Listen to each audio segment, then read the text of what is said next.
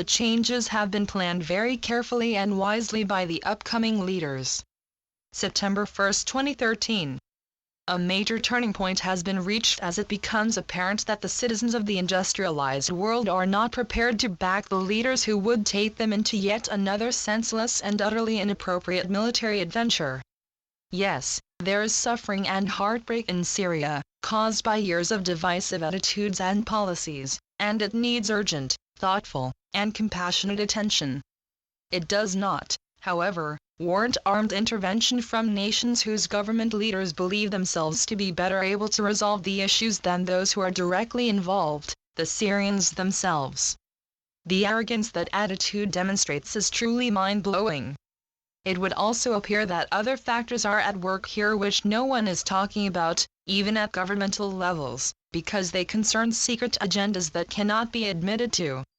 Those who wish to intervene militarily are not too seriously concerned with what is best for the Syrian people. Syria is a country that has been internally divided against itself for a long time in human terms, as are many countries in the Middle East, and the self-serving involvement of the Western industrialized nations in the region has not helped the situation. In this new age, peoples of the world are once more seeking self-determination, as is their right. With self-determination, people tend naturally to form smaller social and cultural groups which harmonize far more effectively than large masses, and they are not so inclined to seek to control or manipulate other groups, let alone neighboring nations. The large nations that were formed over the last few centuries are not natural entities. The leaders of large nations do not wish to be aware of, let alone are they desirous of, providing for the needs and wishes of smaller groups of citizens within their boundaries. On the whole, these leaders are extremely ambitious men and are chasing power and influence on what they see as the world stage, and have very little interest in the needs or desires of those they were elected to serve. They pander to minorities, making promises to them, when elections are impending and their votes are needed, but, as you are well aware, very rarely do they even attempt to deliver on those pre-election promises. In any case, on the whole the promises they make are well beyond their power or intent to deliver. The enormous disturbances occurring all across the globe at present, political, economic, religious, social, and cultural, are a part of the essential changes that the new age is bringing in. The vast majority of humanity is fully in favor of change, recognizing that it is only through enormous recasting of the systems and organizations that presently control and direct the lives of citizens that world peace can be established. The old order, the power elite, those who have always held the reins of power and influence on earth for eons, mainly through inheritance, is losing it and do not like it. In fact, the thought of it terrifies them. Consequently, their efforts to retain what they consider to be their divine right to power and control become increasingly insane and inept as that power slips from their grasp. It is from the intense fear that this is causing them that the motivation to intervene militarily in Syria is driven, the fight-or-flight syndrome writ very large. Apart from any other considerations, a military intervention in Syria will distract attention from their ongoing efforts to undo the changes that have been occurring, by introducing further laws and legislation to watch over and control their populations, legislation which they justify, as in the past, on the increasing numbers of terrorists whom they claim are planning to attack their cities and kill their citizens. Fortunately, those citizens have awakened to the total unreliability, nay, the dishonesty of these claims, and refuse to accept them, further undermining the power base to which the elite is addicted and to which it is clinging ferociously as it crumbles beneath them.